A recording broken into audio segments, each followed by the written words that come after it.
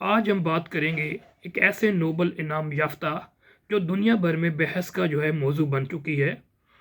جی ہاں، میں بات کر رہا ہوں وینزویلا کی اپوزیشن لیڈر ماریا کورینا مچادو، جنہیں 2025 میں نوبل انعام دیا گیا۔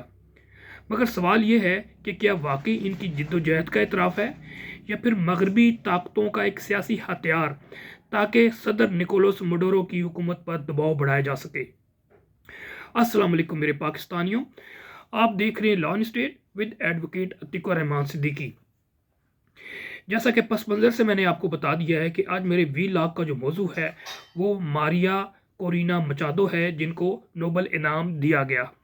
اس سے پہلے کہ میں مغربی سازشوں کے حوالے سے تجزیہ کروں اور ان کے حوالے سے تجزیہ کروں، نوبل انعام کے بارے میں مختصر بتا دوں کہ یہ سویڈش سائنٹسٹ الفریڈ نوبل نے جب اپنے مرنے سے پہلے وصیت کی کہ میری جتنی بھی جائیداد ہے اس کو فروخت کر کے ایک ایسوسیشن بنائی جائے اور پھر 5 شعبوں پہ ہے ان کو پروموٹ کیا جائے، پروگریس کیا جائے، اس کو ڈیولپ کیا جائے، جس میں فزکس، کیمسٹری، میڈیسن اور اس کے علاوہ لٹریچر اور پیس، ان 5 شعبوں میں انعام دیے جاتے تھے اور اس پہ تحقیق کے کام کیے جاتے تھے۔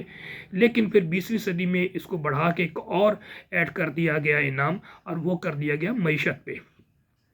لیکن تقریباً چند ڈیکیڈز میں آپ لوگوں نے وٹنس کیا کہ یہ ان لوگوں کو اسپیشلی امن کے حوالے سے یا لٹریچر میں اور پھر معیشت میں ان لوگوں کو انعام دیے جا رہے ہیں جو ویسٹرن فلسفی رکھتے ہیں اور ایسٹرن یعنی کہ کمیونزم ہے یا سوشلزم ہے یا اینٹی ویسٹرن سوچ رکھنے والے لوگ ہیں، ان کو کم پروموٹ کیا گیا ہے۔ اس میں ابھی حالیہ طور پہ اگر امن حق کے حوالے سے یا معیشت کے حوالے سے دیکھا جائے تو اس میں ہنری کسنجر جو کہ 70s میں امریکن پریزیڈنٹ رہے، وہ انہوں نے حالانکہ ویتنام میں جنگ شروع کی اور بھی بے شمار انہوں نے ایکسپینشن کا اسٹیپ لیے، لیکن ان کو انعام دیا گیا، پھر صدر اوباما کو دیا گیا۔ اسی طرح آپ امن میں دیکھ لیں کہ ملالہ یوسفزئی ایک بچی کو پروموٹ کرنے کی کوشش کی گئی، پھر اس کے علاوہ یہ مچادو ہے۔ پھر معیشت میں ایسے فلاسفرز کو، ایسے لوگوں کو آگے لانے کی کوشش کی گئی کہ ویسٹرن فلسفی کو پروموٹ کیا جائے، پھر میڈیا کے ذریعے ایک ہائپ کریٹ کی جائے۔ جس طرح انڈیا میں ایک امارتیہ سین نے بک لکھی، انہوں نے ٹوٹل جو ویسٹرن پولیٹیکل اکانومک تھیوری ہے اس کو پیش کیا، اور انہوں نے کہا جناب دنیا میں نجات کا جو ذریعہ ہو سکتی ہے یہ ہے۔ اب اس کے بیک گراؤنڈ کے ساتھ میں اب بتا دوں کہ یہ جو انعام دیا گیا ہے اس حوالے سے ایک تحریر ہے، وہ میں آپ کو بتانا چاہ رہا تھا اور ڈسکس کرنا چاہ رہا تھا۔ ماریا کورینا مچادو وینزویلا کی مشہور سیاسی اور سماجی کارکن ہیں۔ وہ پیشے کے اعتبار سے ایک انجینئر ہیں اور 2002 میں انہیں ایک غیر سرکاری تنظیم سمیت قائم کی۔ یہ تنظیم ووٹر رجسٹریشن، انتخابی شفافیت اور شہری حقوق کے فروغ کے لیے کام کرتی تھی۔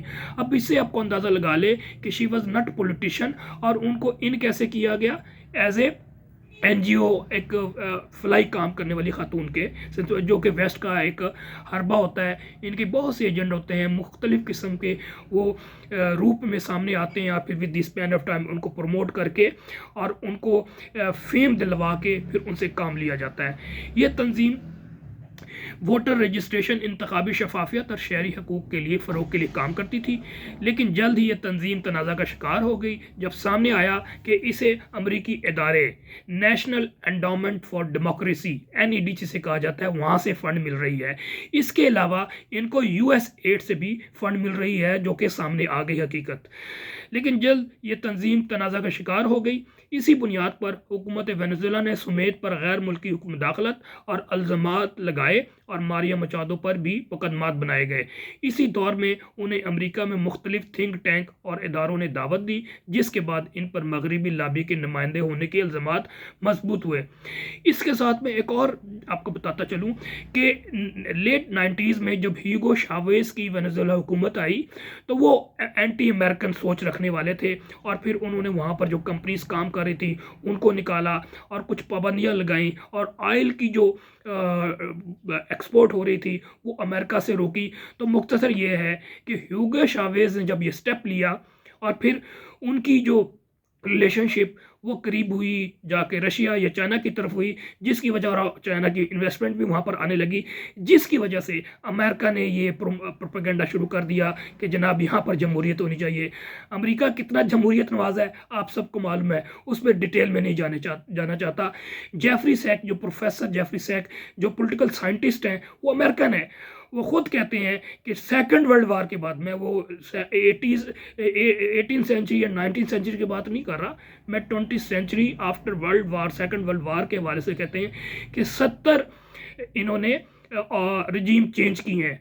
64 जो है वो कवर्ट, और फिर 6 जो है वो ओवर्ट, यानी कि वाज़े तौर पे वो उन्होंने हमला किया, अटैक किया और रिजीम चेंज की। तो रिजीम चेंज करते हैं किसी ना किसी बहाने।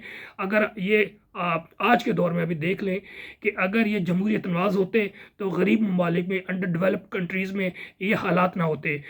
और इराक़ में जिस तरह से किया, और फिर मिस्र में जनरल सिसी को सपोर्ट कर रहे हैं, और यहाँ पर आसिम मुनीर को सपोर्ट कर रहे हैं, तो ये एक हेजमोनिस्टिक थ्योरी है जो कि सदियों से नहीं बल्कि 4-5 हज़ार साल की हिस्ट्री है। वो फिर किसी वक्त बताएंगे कि वेस्टर्न जो इंपीरियलिस्ट थ्योरी है वो कब से शुरू हुई है, और हमेशा से जब तक आपके पास हिस्ट्री मौजूद है आपको नज़र आएगा कि ये एक्सपेंशनिस्ट या इंपीरियलिस्ट रहे। अब यहाँ पर फर्दर मैं अपने फिर इसी मौजू पे मचादो पे आ जाता हूँ कि 2010 की दिहाई में मचादो अपोजिशन की सफ़े अव्वल की रहनुमा बनकर उभरी। उन्होंने वेनेजुएला में जमहूरियत, आज़ाद इंतखाबात और सियासी कैदियों के रिहाई के लिए भरपूर तहरीक चलाई। इन पर कई बार पाबंदियाँ लगी, इसम्बली की रुकनीत मनसूख की गई और 2024 के सदारती इंतखाबात में भी नाअहल करार दिया गया। फिर वो अवामी सतह पर एक मज़ामती अलामत के तौर पर सामने आए। ये एलेज करते हैं वेस्टर्न लोग, ख़ास तौर पर नौजवान नस्ल में। 2025 में नोबल कमेटी ने मारिया कोरिना मचादो को नोबल में इनाम देने का ऐलान किया।